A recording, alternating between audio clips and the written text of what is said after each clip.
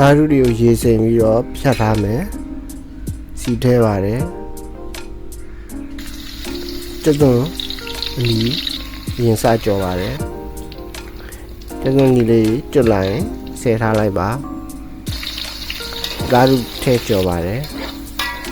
သားရုတွေကျွတ်လိုက်ဆဲထားလိုက်ပါ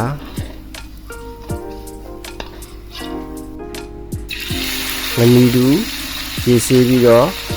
ထဲကြော်ပါတယ်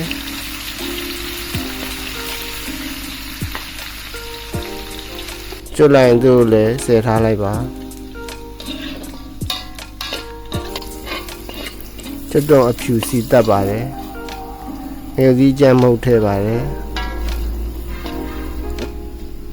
ဇုံကြောင့်မှုတ်ထဲပါတယ်ခဲမှာအရသာတွေထဲလို့လည်းရပါတယ်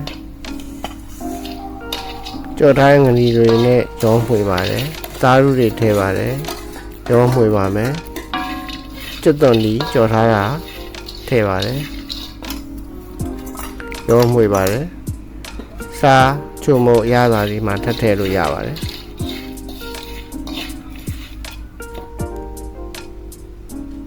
ရသာရှိတဲ့ငနီတူသားရုကြော်လေးပါကျေးဇူးတင်ပါတယ်